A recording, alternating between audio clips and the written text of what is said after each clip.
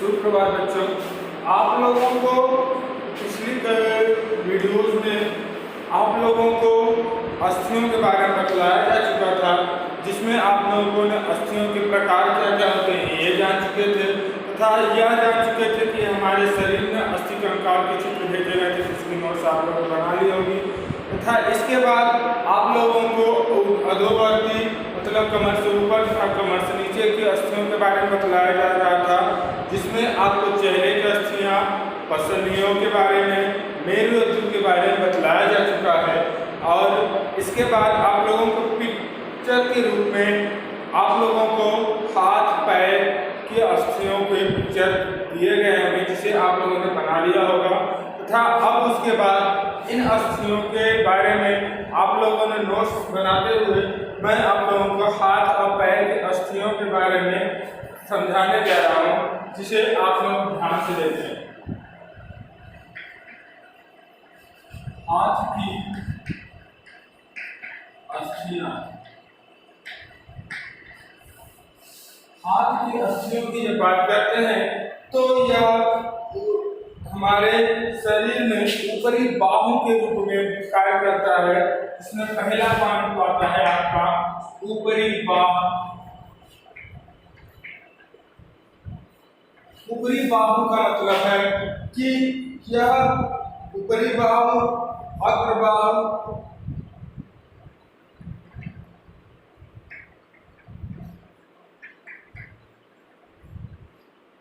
और तीसरा है आपका हाथ। ये तीन भागों से आपके हाथ का पूरा निर्माण होता है, जिसमें आप ऊपरी बाहु में देखते हैं कि यह केवल एक अस्थि से बनी हो, यह क्या होता है ऊपरी बाहु केवल एक अस्थि से बनी होती है।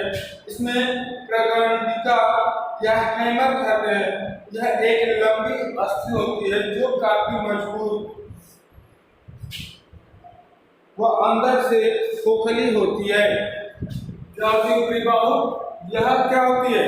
एक लंबी अस्थि होती है जो कि ऊपर से क्या होती है, हैमर घुमा जैसे होता है उस तरीके से होती है ये अस्थि। तथा यह अस्थि क्या होती है, खोखली होती है, लंबाई में पूरी ऊपरी बाहु में पूरी फैली होती है।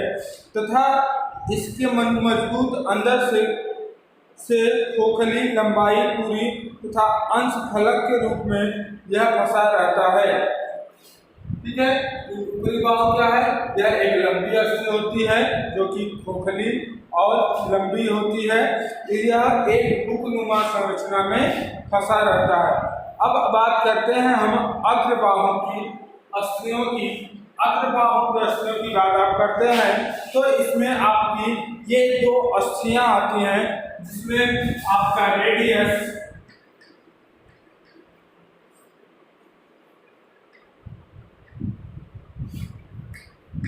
और दूसरा अल्ना, दो अस्थियां पाई जाती है।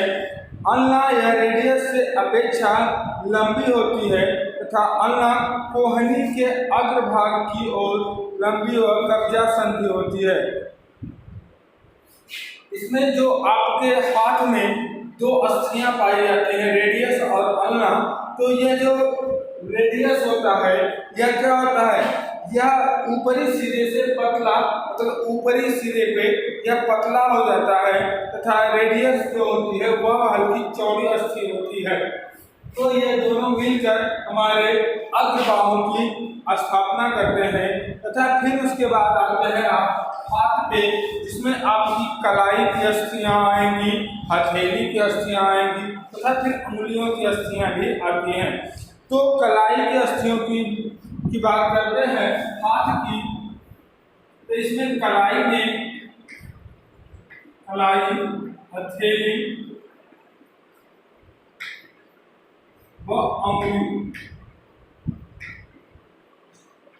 इन तीन भागों में आप बांटते हैं। तो कलाई में आपकी 8 अस्थियां होती हैं तथा इसके बाद हथेली की बात करते हैं तो आपकी 5 अस्थियां इसमें आती हैं। फिर उसके बाद अंगुलियों की बात करते हैं तो ये 3 अस्थियों की बनी होती हैं, जिसमें क्या होते हैं, टोटल 32 अस्थियां आपको क्या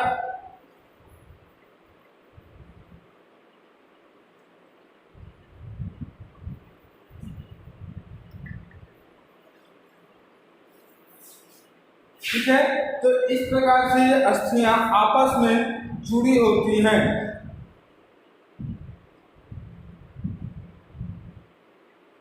यह अंगूठे की जो अस्थि होती है यह 90 अंश के कोण पर बनती है तथा इसमें दो ही अस्थियां उंगलियों में तीन तरह चलते हैं 12 और 14 अस्थियां आप में होती हैं। और यह अस्थि जो होती है यह 90 डिग्री पे एंगल के रूप में जुड़ी हुई होती है, जिसे आप सीधा सीधा 90 अंश के कोण तक बना सकते हैं। ठीक है। इस प्रकार टोटल हाथ में 32 अस्थियां पाई जाती हैं। अब इसके बाद हम बात करते हैं पैर की अस्थियों की।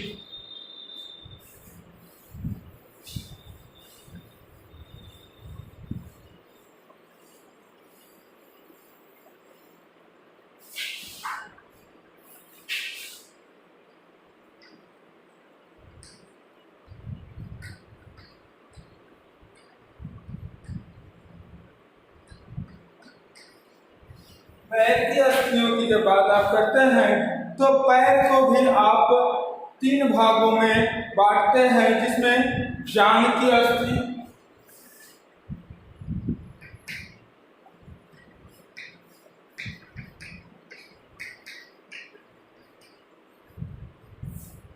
दूसरा होता है आपकी घुटने की अस्थियां,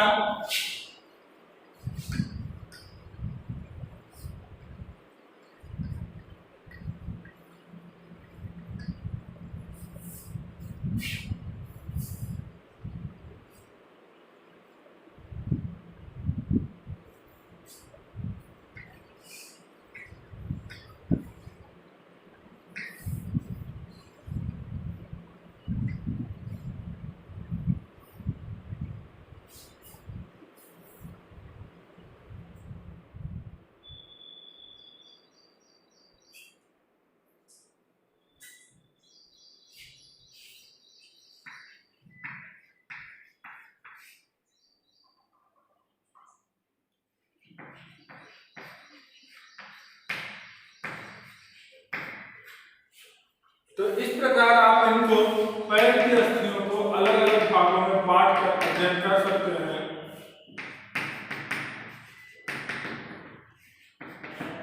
तो जांघ की अस्थि की बात करते हैं तो यह जांघ की अस्थि जो होती है यह होती है हमारी फीमर।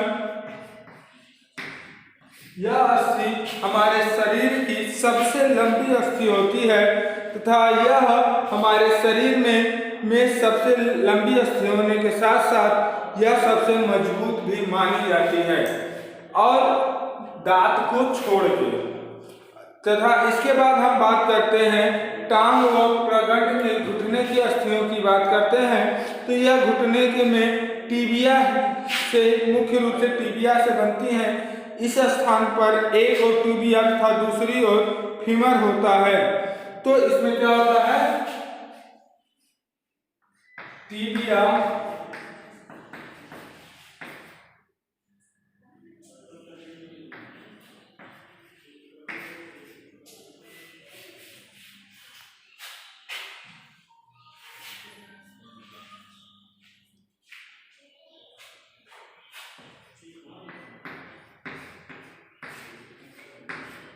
ठीक है। तो टीबिया और फीमर दो अस्थियों से हमारी बनती हैं। फिर उसके बाद पैर की अस्थियों की बात करते हैं तो यह पैर की अस्थियों को हम बांटते हैं 3 भागों में। कौन कौन से?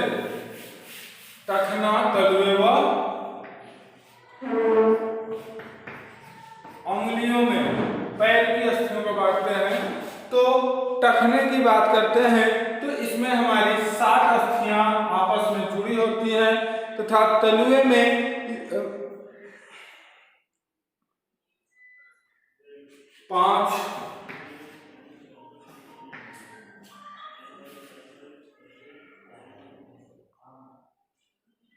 तथा प्रत्येक उंगली में 3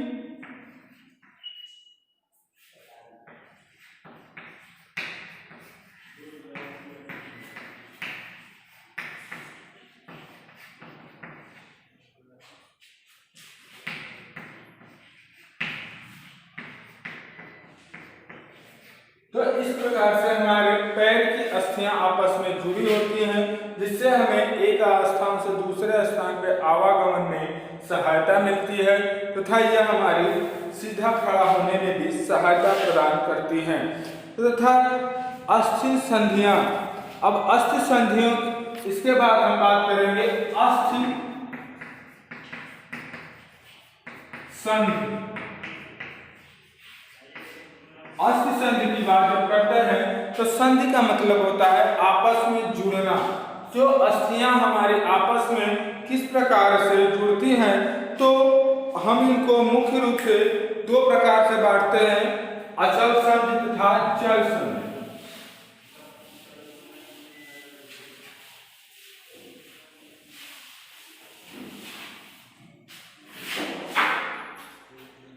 इनको आप बांटते हो तो क्या होता है, अचल और चल, दो अस्थियां बनती हैं। तो इनमें अचल अस्थियां को फिर आप इनको आपस में जोड़ने के लिए यह अस्थियां जोड़ जिनमें गतिशीलता नहीं होती है, तो इस प्रकार के जहाँ पे अस्थियां आपस में, तो जिनमें गति नहीं होती है, तो इस प्रकार के संधि को हम कहते हैं अचल संधि। तथा चल संधि में जहाँ पे हमारे अस्थियों का चलायमान होना, मतलब तो इधर उधर घूमने में सहायता प्रदान करते हैं, तो उनको हम चल संधियों के अंतर्गत रखते हैं। तो इसमें पहला जो होता है वह क्या होता है, पहला होता है आपका कब्जेदार।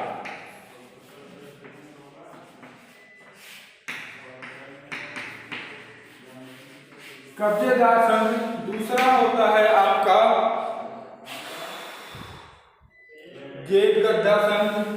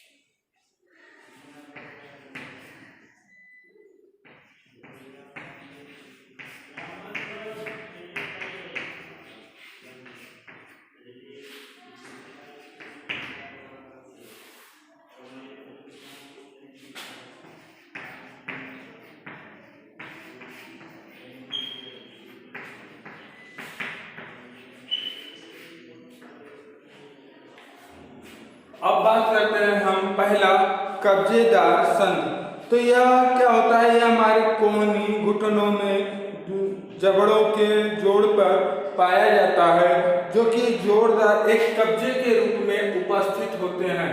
ठीक है, तो ये कहाँ पाया जाता है, हमारे घुटनों में, जबड़ों में, ठीक है, कोहनी पे। अब इसके बाद करते हैं दूसरा गेट गड्ढा संधि। तो यह हमारे कंधे व कुल्हों के जोड़ों पर पाए जाते हैं, कंधे व कुल्हों पे।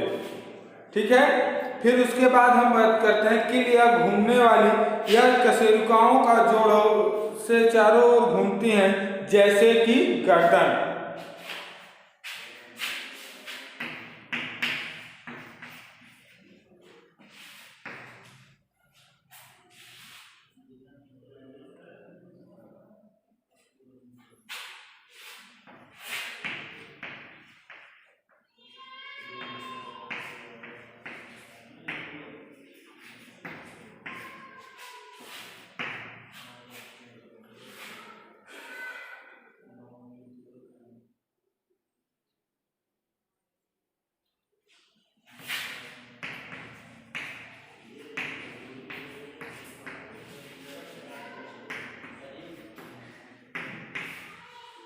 अब बात करते हैं हम विसर्पी संधि की। तो विसर्पी संधि जो होती है यह हमारे इसमें एक अस्थि दूसरी अस्थि से फिसल जाती है, क्योंकि इनमें क्या होता है विसर्पी संधि में यह कार्टिलेज के बने होते हैं। तो ये जिसका उदाहरण स्वरूप क्या है, रीढ़ की हड्डी।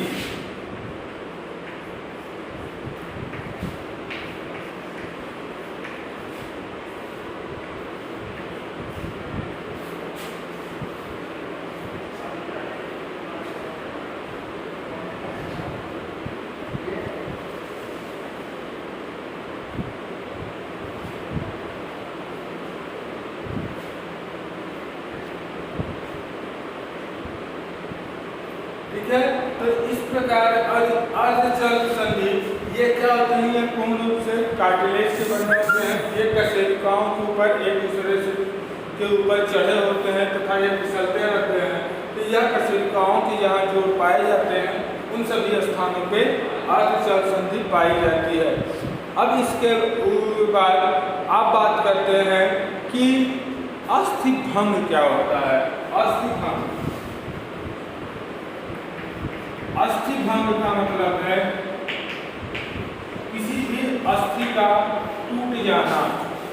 जब कोई अस्थि टूट जाए या चोट होने से उसमें क्रैक्स आ जाए तो उसे कहते हैं हम लोग अस्थि भंग। तो यह कई प्रकार से हो सकता है कि किसी कारण चोट लग जाए, धक्का लग जाए, आप गिर जाए या किसी का से वह दब जाए, तो यह अस्थि भंग की उपस्थिति आपके अंदर हो सकती है। तथा अस्थि भंग की पहचान के लिए आपको क्या होता है, टूटे वाले अंग उस जहाँ पे यह पहचान क्या होती है कि हमारी अस्थि टूटी है, जिस स्थान पे अस्थि टूटी होती है वहाँ पे अपार पीड़ा होती है तथा वहाँ पे सूजन हो जाता है तथा उस स्थान अंग का स्वाभाविक आकार, मतलब वो जैसे हाथ ये है कि ये फूल जाएगा बहुत ज़्यादा, इसका आकार परिवर्तित हो जाएगा तथा घायल अस्थि स्वाभाविक स्थिति से मिलाना। और जैसे आपका हाथ है, अगर आप ये टूट गया तो आपको नॉर्मल सीधा करने पे इसमें दर्द उत्पन्न होगा। तो ये है आपके अस्थि भंग के पहचान और अस्थि भंग। और इसके बाद यह चैप्टर आपका समाप्त होता है। इसके बाद आप लोगों का अगला चैप्टर पाचन व पोषण शुरू किया जाएगा।